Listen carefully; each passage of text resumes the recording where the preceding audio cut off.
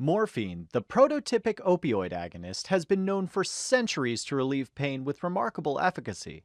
First isolated from the opium poppy in 1803, it was named after Morpheus, the Greek god of dreams.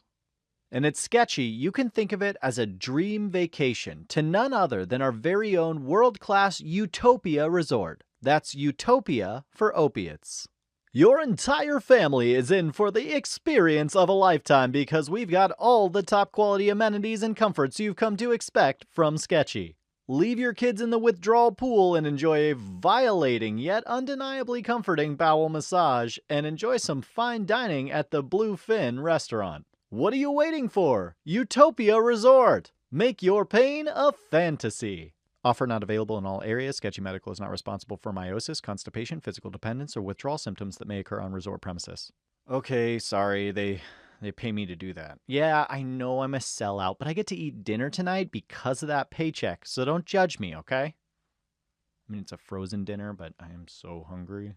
The term opioid refers to all compounds that work at opioid receptors. Three major classes of opioid receptors have been identified: mu, kappa, and delta receptors. And they are all found throughout the nervous system and the GI tract. See the sign for the massage parlor? The mu opioid receptor is the major analgesic opioid receptor, like a comforting massage, or in this case, a pain-relieving acupuncture session. Oh, yeah, dig into those pressure points, baby. Most of the agents we'll cover in this sketch have some kind of activity at the mu opioid receptors. In fact, almost all of the clinical and adverse effects you'll encounter on the exam are mediated by mu opioid receptors, including analgesia, sedation, constipation, and respiratory depression. A few agents have variable effects at kappa and delta receptors, but the clinical consequences of these interactions are not high yield for the exam. Instead, just keep that massage parlor in mind. Could you just go like a little deeper? Oh, that's it. Oh, it's so good. Oh, it's so good. At the molecular level, opioid receptors, once activated, interact with G proteins to affect ion channel gating. In neurons specifically, opioid agents cause potassium channels to open, leading to hyperpolarization of the cell and inhibition of signal transmission. Just think of these open barrels of those recurring potassium bananas. One of our convenient snack carts is never too far away when you're in Utopia. And what's that? You're craving something a little more refreshing? Well, how about a frosty cup of calcium ice cream? It turns out that opioid receptor activation also causes the closure of voltage-gated calcium channels.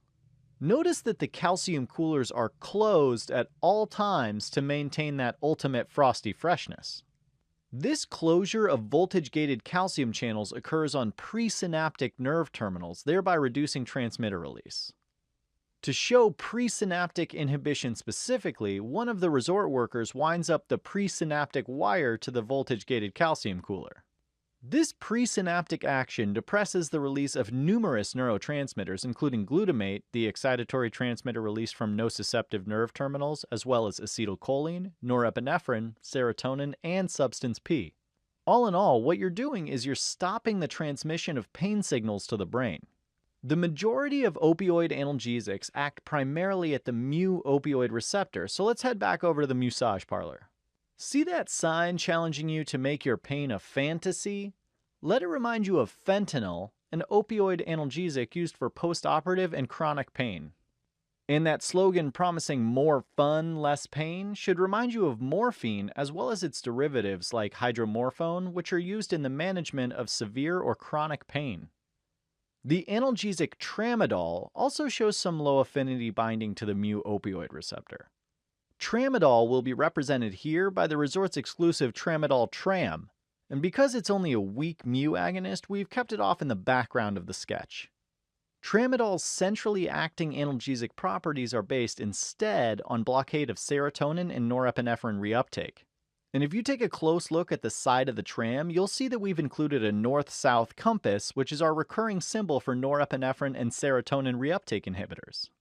Not only that, it should remind you of the north compass wielded by our norepinephrine scout way back in our sympathetic summer camp sketch. Agents that block serotonin and norepinephrine reuptake are commonly used for neuropathic pain specifically. Check out our SNRI sketch that's coming up next for a more in-depth discussion.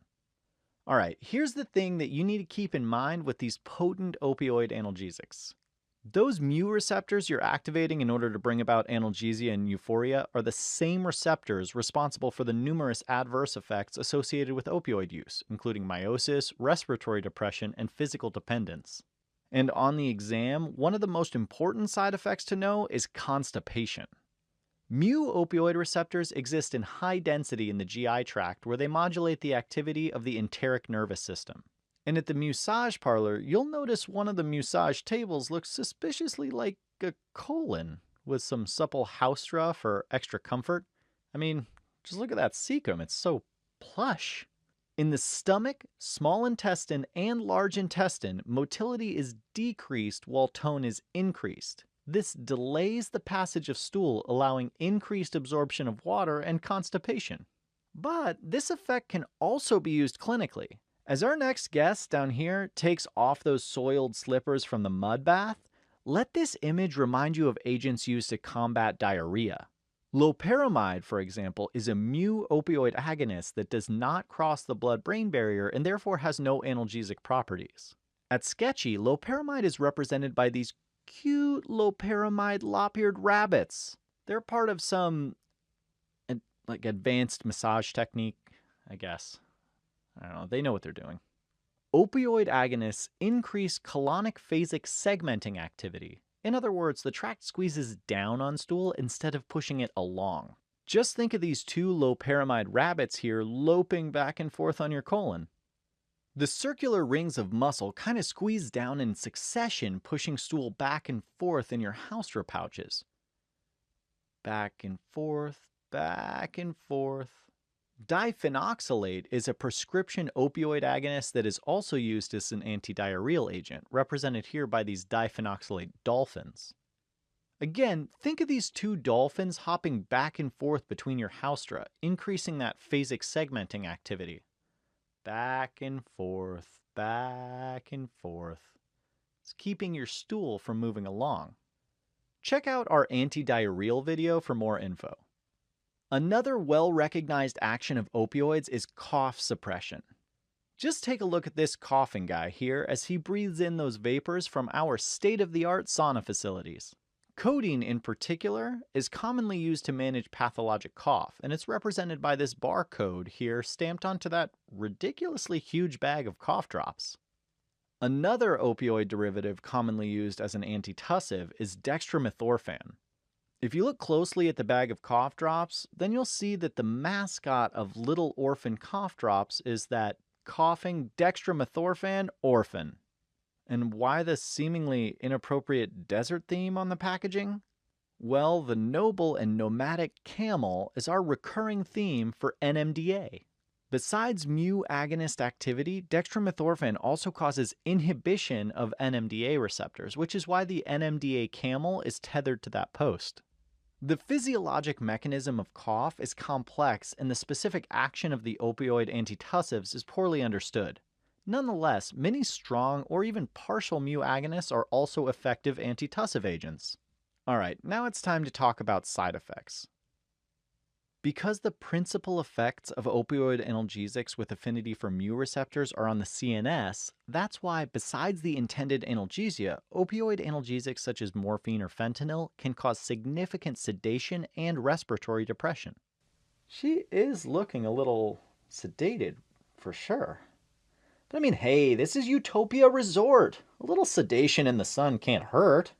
Let the cerebral towel she has wrapped around her head remind you of the significant CNS adverse effects associated with opioid drugs. Drowsiness and clouding of mentation are common side effects of opioids, especially in the elderly. The combination of morphine, for example, with other CNS depressants like sedative hypnotics may result in a very deep sleep. Opioid analgesics produce significant respiratory depression by inhibiting brainstem respiratory mechanisms, depicted here by her deflated pulmonary life vest. Respiratory depression is dose-dependent and may be initially seen as an increase in alveolar PCO2. In patients with asthma, COPD, or other pulmonary disorders, this can lead to fatal respiratory impairment. Virtually all opioid agonists cause constriction of the pupils or miosis. At Sketchy, constriction of the pupil is represented by the constriction of an eyeball-evoking hood, just like this one here incorporated to the drawstring hoodie of the resort janitor. And ooh, that plunger? I think we all know what that means. It's our recurring Sketchy symbol for constipation, a little extra reminder of that common opioid-induced side effect. But remember, this effect is actually taken advantage of clinically to treat diarrhea with agents like loperamide and diphenoxylate. Constipation is a major problem, though, in the use of opioid analgesics for severe cancer pain. So besides GI smooth muscle, opioids can also cause contraction of biliary smooth muscle, which can result in biliary colic. And that's why we've sketched in this biliary tree. Pun very much intended. And we've even got our recurring gallbladder seagull perched on top. Opioids are classically associated with sphincter of Oddi contraction, which may result in reflux of biliary and pancreatic secretions and elevated plasma amylase and lipase. Alright, other than the toxic effects of opioids that are direct extensions of their pharmacologic actions, one of the most important adverse effects to keep in mind with patients on long-term opioid therapy is the development of tolerance. At Utopia Resort, tolerance is our mantra. It doesn't matter your gender or creed or whether you're a Neil deGrasse Tyson fan or an old-school Carl Sagan groupie, all are welcome. I mean, these are public restrooms after all. Opioid tolerance is a phenomenon whereby repeated doses of opioids have a diminishing analgesic effect, and increased doses are required to achieve the same level of pain control. After only a few days of exposure, a high degree of tolerance will develop to the euphoric, sedating, and respiratory depressant effects as well. Now, do you see the out of order sign behind the janitor though? It looks like technically not all are welcome, at least not while that bathroom is getting fixed. With that drawn-in, eyeball-evoking hoodie and that constipation plunger, our janitor here should remind you that tolerance to constipation and meiosis does not readily occur. And look, this comes up on every exam. Constipation is the most common persistent opioid side effect. Patients who require prolonged opioid therapy should receive a prophylactic bowel regimen, increased fluid intake, fiber, laxatives, to minimize constipation. Another thing to watch out for when your patient is on chronic opioid therapy, it turns out that long-term activation of mu-opioid receptors on nociception transmitting neurons can actually cause increased pain sensitivity. What the? This is called opioid-induced hyperalgesia, and it's represented here by this amateur acupuncturist as she jams that needle straight through that placebo effect and right into one of his spinal nerves. Hey, whatever it takes to align that chi. It's not really known why this phenomenon occurs, and it could have something to do with downregulation of opioid receptors or upregulation of glutaminergic pathways. We don't know. Accompanying the development of tolerance is physical dependence, which means that your body adapts to chronic use of opioids. And if the drug is stopped abruptly, you'll start experiencing characteristic withdrawal symptoms. They're embodied here by our next guest, who looks a little unaccustomed to how cathartic these withdrawal spas can be. Oh, the pain. Oh, it feels so good. Oh, it's so good. Oh. The signs and symptoms of withdrawal include rhinorrhea, lacrimation, yawning, hyperventilation, hyperthermia, muscle aches, vomiting, diarrhea, and anxiety. Just think of this guy here in the spa. Hyperthermic for sure, kind of moist, letting his fluids flow, definitely anxious, and letting loose one of those characteristic yawns. Sorry. Also, he's definitely got some mydriasis going on there. Don't worry, I'll get one of the resort staff to fish him out of there and change the filter. When these symptoms occur after abruptly stopping administration of an opioid analgesic, or let's say an illegal opioid narcotic like heroin, it's called abstinence syndrome. With morphine or heroin, withdrawal symptoms usually start within 6 to 10 hours after the last dose, and peak effects are seen in 36 to 48 hours, after which symptoms gradually subside over a few days. Detoxification programs for heroin addicts involve curbing these withdrawal symptoms and slowly weaning the patient off of the drug. Methadone is a potent mu receptor agonist used for this purpose. During the detoxification process for a heroin or opioid-dependent addict, their usual drug is discontinued. However, rather than suffering a withdrawal syndrome, they're started on a monitored regimen of methadone instead. Think of methadone as this jacuzzi timer that's clicked into the done position. Done with withdrawals, that is, and that's why it's time for this guy to exit the spa. As a mu agonist, methadone has many of the same properties as other opioid analgesics, and it will immediately attenuate those acute withdrawal symptoms. So, what now? We just have them addicted to methadone instead? Not quite. Take a look above the guest exiting the withdrawal spa, and you'll see those long tapering flags, our recurring sketchy symbol for agents with extended serum half-life. Methadone has a long half-life. Once methadone is tapered off, its effects slowly subside, and the withdrawal is much less intense, and the patient can be slowly weaned off opiates altogether. So remember, in the treatment of opioid addiction, it's that long half-life that we're looking for, and that's why methadone is so useful as a substitute for the shorter-acting and more rewarding opioids such as heroin. The partial mu agonist buprenorphine is another long-acting agent used to treat opioid addiction. It's represented under those long half-life flags as this buprenorphine blueprint, alerting the guests to the location of each emergency shutoff switch that will bring this withdrawal spa to a halt. Buprenorphine is a mu agonist, so it immediately attenuates withdrawal symptoms. But because it's only a partial agonist, it's safer than methadone replacement therapy. And because it's got that really long half-life, its effects slowly subside as it's tapered, and any withdrawal symptoms are much less severe. Okay, pop quiz. You're called into the newborn nursery to check on an infant who 2 days ago was born to a mother who is Hep C positive, schizophrenic, and had no prenatal care. The baby is crying, sneezing, tachypnic, and having tremors and diarrhea. What's the most appropriate drug to administer to reverse these symptoms? Then it dawns on you. The mom had limited prenatal care and Hep C, possibly a drug user then. And the baby is showing all those moist symptoms of opioid withdrawal, like diarrhea, sweating, sneezing, crying, just like this baby almost drowning over here in the withdrawal spa. As he gasps for breath, remember that tachypnea and irritability are common as well.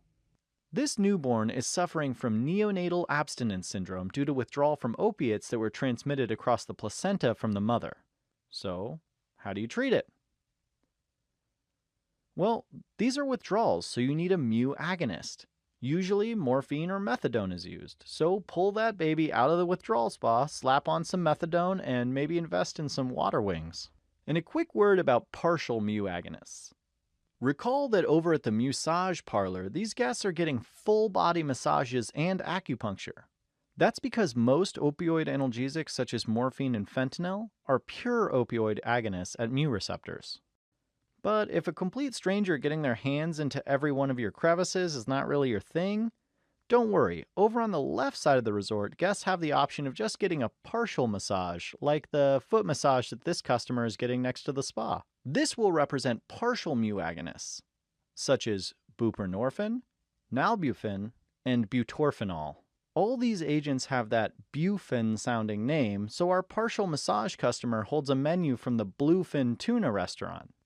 Just one of the numerous world-class dining options you'll find at Utopia Resort. Here's the thing to remember about partial agonists, though. Although these agents normally exert analgesic effects, if a patient is getting a full opioid agonist such as morphine, and then you throw on a less potent partial agonist, then it's just like administering a mu antagonist to your patient.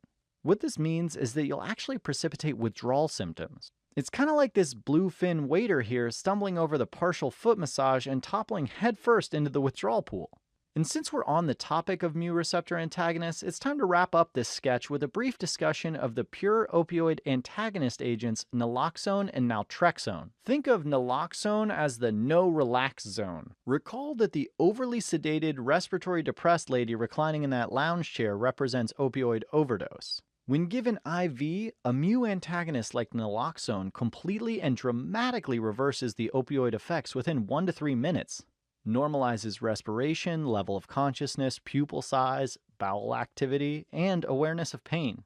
In fact, in dependent patients on chronic opioid regimens, you'll instantaneously precipitate an abstinence syndrome. So throw off that CNS depressing towel and put on that respiratory vest because it's time to hit the withdrawal pool, my friend. Naltrexone is another mu antagonist, hence the word no emphasized again. This time, however, you've entered the no tricks zone.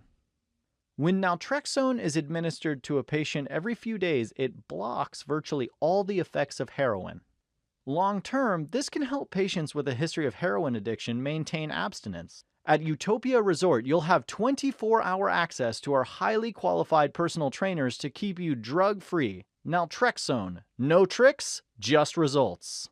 There's also evidence that naltrexone reduces the craving for alcohol in chronic alcoholics. It's even been approved by the FDA for this purpose. And naltrexone's even been shown to facilitate abstinence from nicotine, and when combined with bupropion, may provide a synergistic strategy for weight loss.